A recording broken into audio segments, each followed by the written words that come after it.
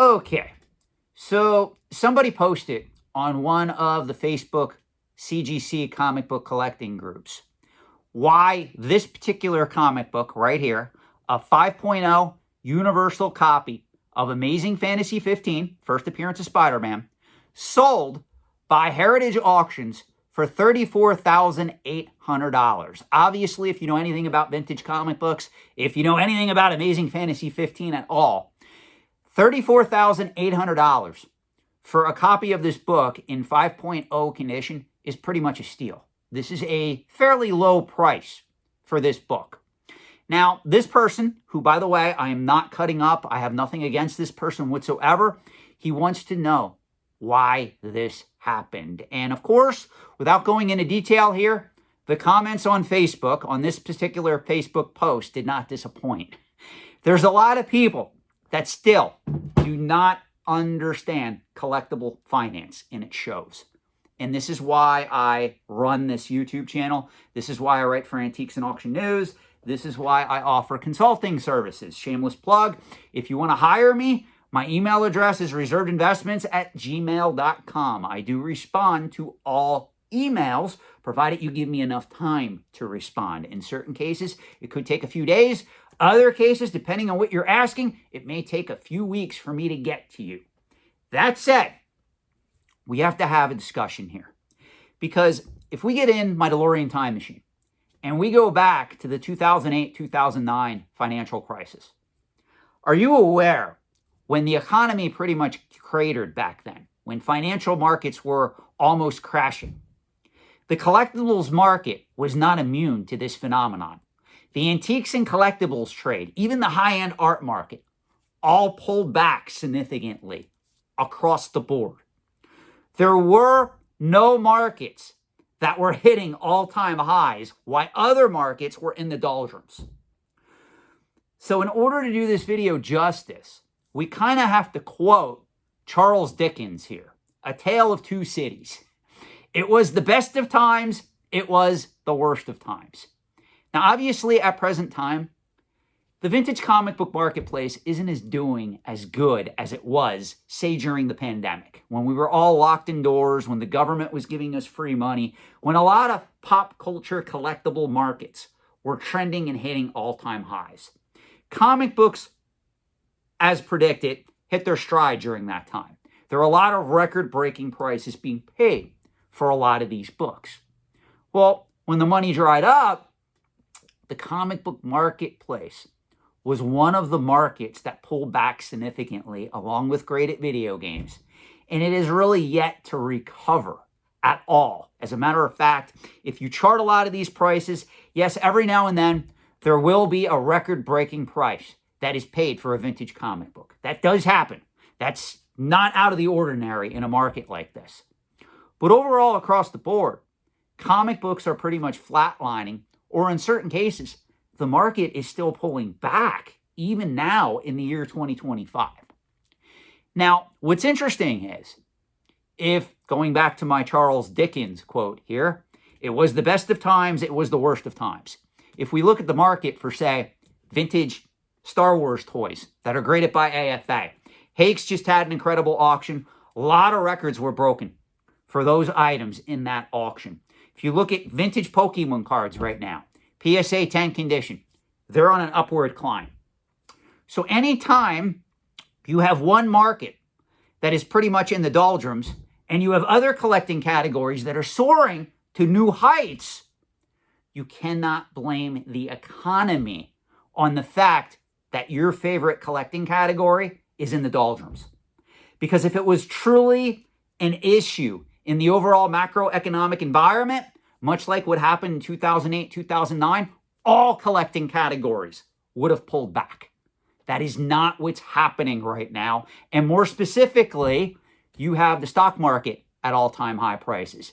You have cryptocurrency, precious metals, real estate approaching all-time price points.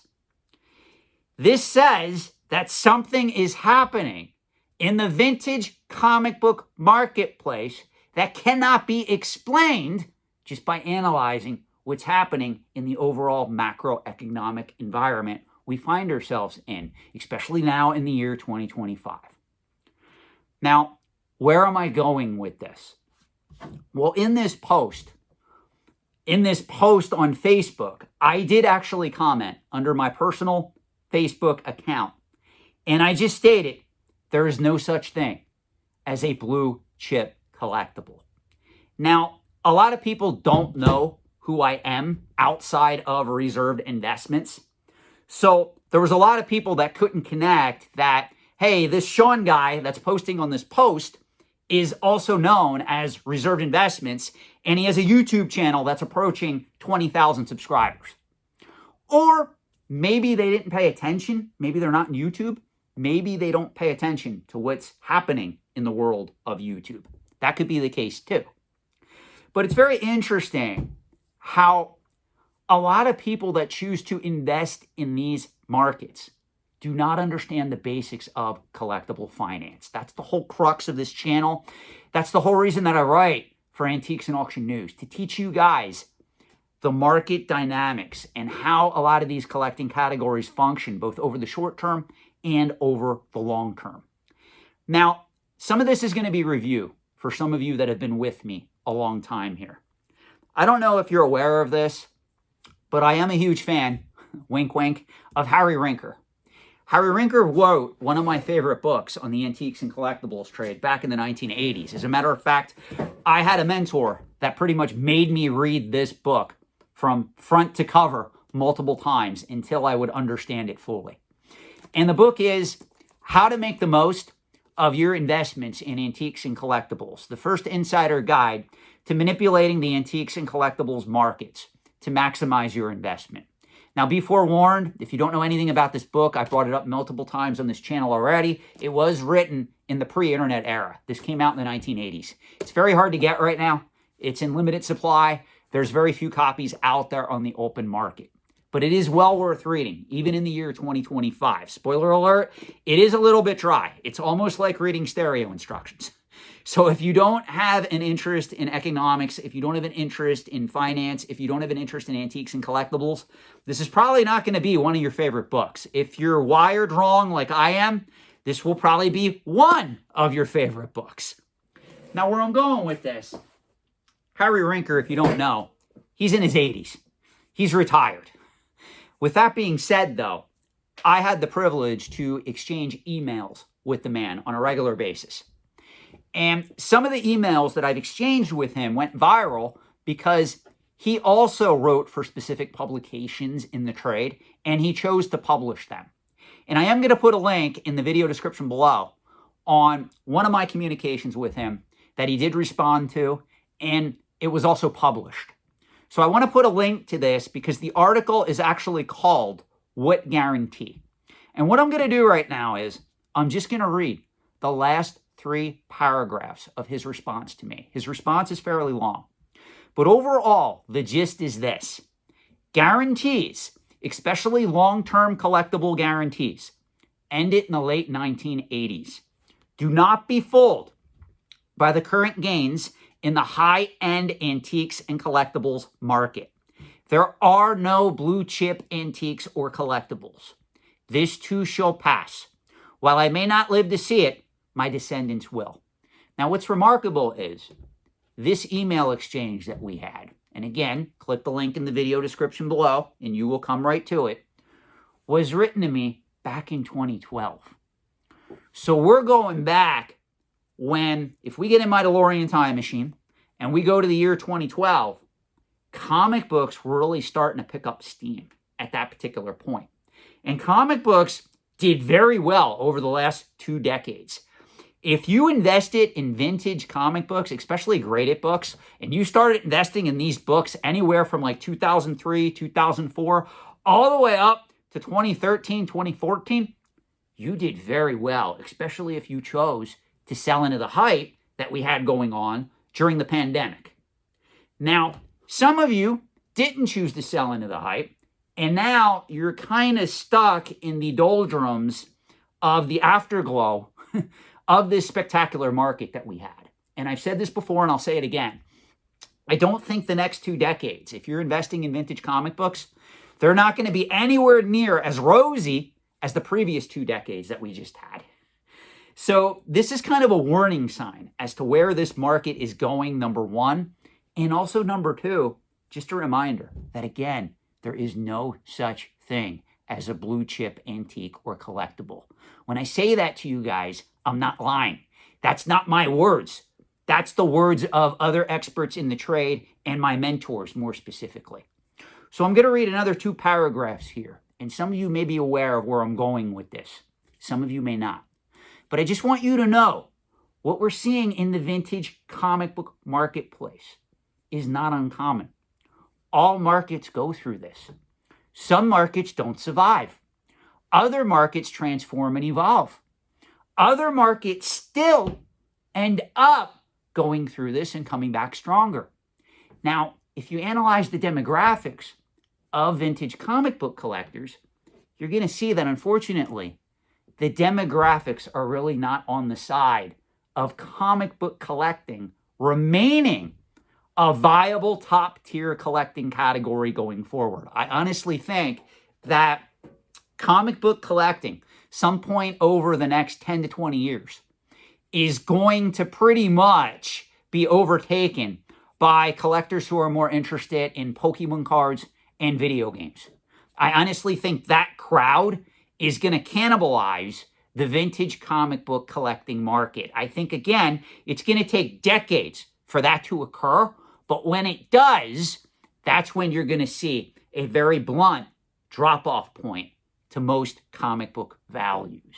And I do think that will occur sometime over the next 20 to 30 years.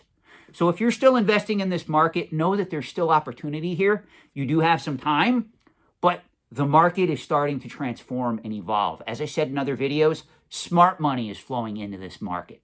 It's no longer dumb, easy money. The dumb, easy money is going after video games and Pokemon cards at present time. And also, I hate to say it, graded vintage toys, because that market's on fire right now. Now let's go back to what else Harry Rinker wrote in this piece. No matter what the current evidence suggests, no one will convince me that a CGC 9.0 or higher graded Action Comics 1 introducing Superman will sell for $1 million or more in 2138.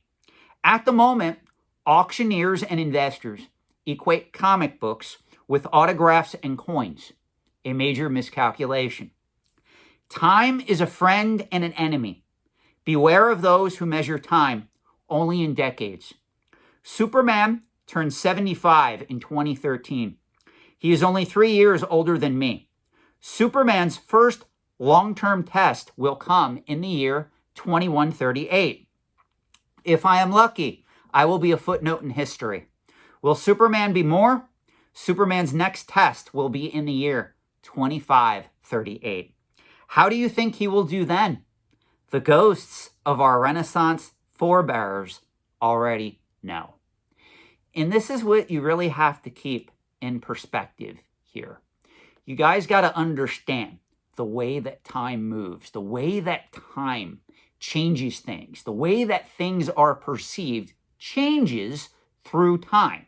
Case in point, the reason why I'm choosing to do this video right now is I did a similar video like this back around 2019, 2020 when I started this channel. And a lot of people came into the comment section and they laughed at me.